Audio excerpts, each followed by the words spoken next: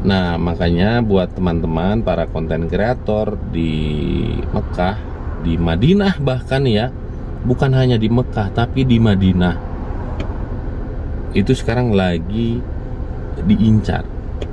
Jadi banyak YouTuber Mekah dan Madinah sudah jadi incaran polisi.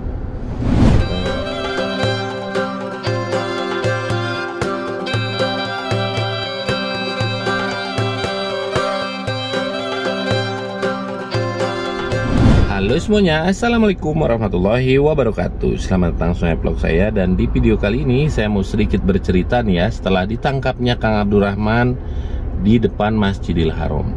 Waktu Kang Abdurrahman ditangkap dan ditahan 5 hari di Masjidil Haram, waktu proses pemindahan dari tahanan Masjidil Haram ke penjara imigrasi atau orang Arab menyebutnya tarhil ya, itu sempat menghubungi saya bahwa Kang, hati-hati katanya, sekarang polisi di Masjidil Haram sudah mengantongi beberapa identitas konten kreator atau YouTuber dari Indonesia, tentunya yang nggak punya identitas ya.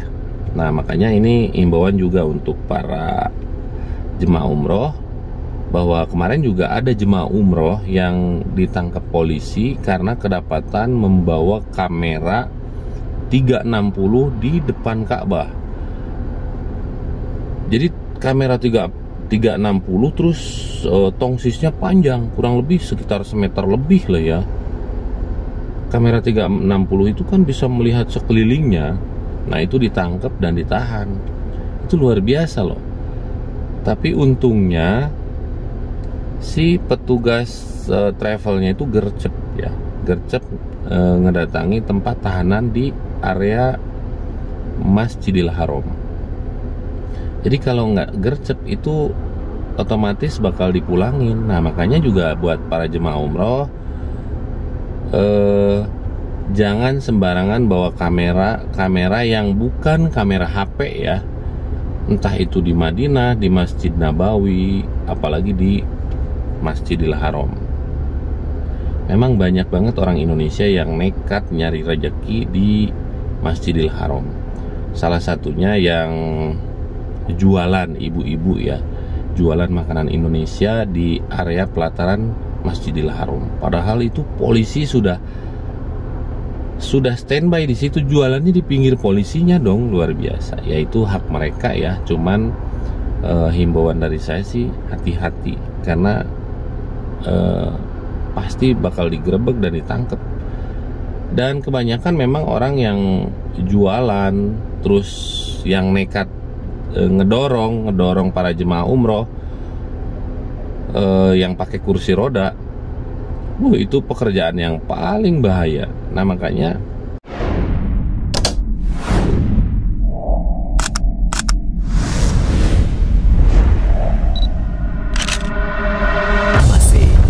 it's different. Saya tuh jarang bikin video di Masjidil Haram. Cuman ya sekali-kali, kalau misalkan 1 bulan itu ya sekali, untuk menunjukkan situasi terkini, mengobati rasa kangen para subscriber di seluruh dunia tentang kabar di Masjidil Haram. Itu pun jangan terlalu mencolok, apalagi kalau kameranya selain kamera HP. Sebenarnya cerita tentang penangkapan para konten kreator atau YouTuber di Masjidil Haram itu bukan cerita baru ya. Ini ada cerita tentang waktu zaman apa ya, sebelum COVID itu semua konten kreator YouTuber atau YouTuber Indonesia kameranya itu pakai GoPro semua, karena GoPro itu kecil, simple ya. Nekat ngevlog di Masjidil Haram pakai kamera GoPro. Itu kalau ketahuan polisi Masjidil Haram langsung ditangkep, terus kameranya disita, orangnya dipulangkan, dideportasi. Itu bukan cerita baru sebenarnya, cuman ya hanya mencuat di zamannya Kang Abdurrahman. Bahkan Kang Irlan aja itu sempat ditangkap, tapi alhamdulillahnya dilepaskan lagi. Dilepaskan lagi karena apa? Karena dulu kedapatan bikin video pakai GoPro. Nah, salah satu YouTuber yang paling penakut waktu zaman itu, karena memang saya ini salah satu konten kreator pendatang baru ke Mekah. Karena adanya Kang Irlan, saya ya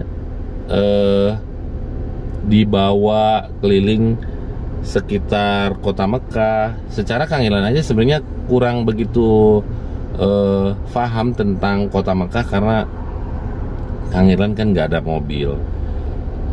Tapi saya jadi punya partner gitu loh, bisa keliling kota Mekah. Dan alhamdulillah sekarang kota Mekah itu sudah saya kuasai, udah hafal seluk-beluknya, jalan kemana-mananya udah hafal semua. Karena memang kota Mekah itu kotanya kecil, tapi jalannya itu loh susah dihafal. Nah, kemarin itu waktu zaman haji kemarin tahun 2024 itu ada salah satu YouTuber yang terang-terangan mempromosikan visa haji tanpa antri tapi pakai visa ziarah.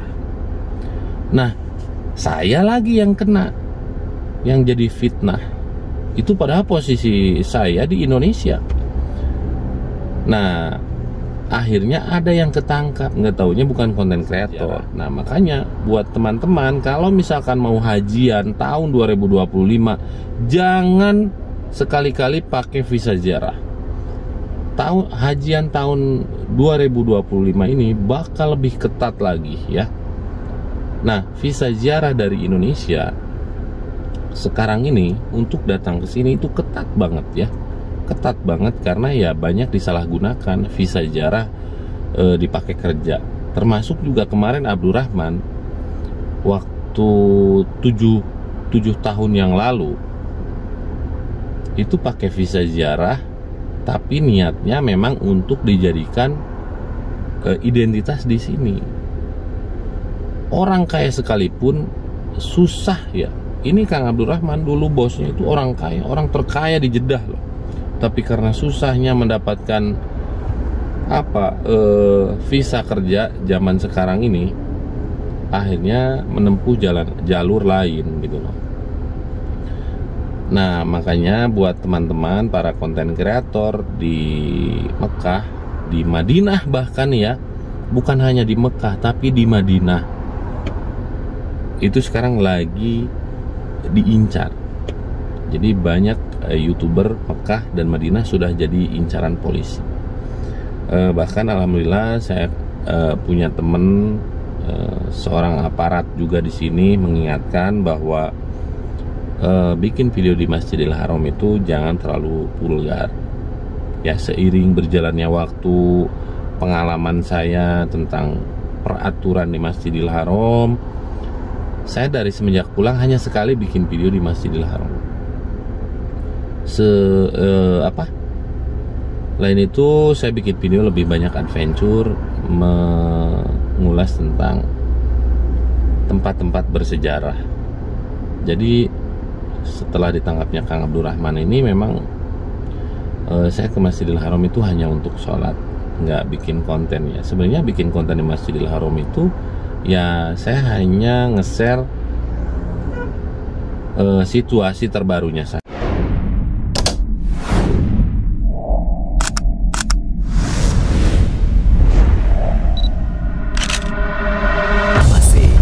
It's different. Kalau tidak ada situasi atau berita yang baru di Masjidil Haram, saya nggak bikin konten di Masjidil Haram. Saya datang ke sana hanya untuk sholat. Setelah itu saya balik lagi ke rumah gitu loh. Ini saya sambil manasin mobil ya, manasin mobil karena ini aki sudah sudah hampir 2 tahun belum dipanasin, belum ganti maksudnya. Makanya tiap pagi saya panasin biar nggak tekor ya. Oke, segitu aja dulu untuk video ringan saya hari ini, bahwa setelah Kang Abdurrahman ditangkap Jadi terbuka semuanya. Ini langsung dari Kang Abdurrahman. Jadi Kang Abdurrahman itu disodorkan identitas para konten kreator yang sedang dicari sama pihak kepolisian. Oke, segitu aja dulu untuk video saya hari ini. Mudah-mudahan video ini bermanfaat.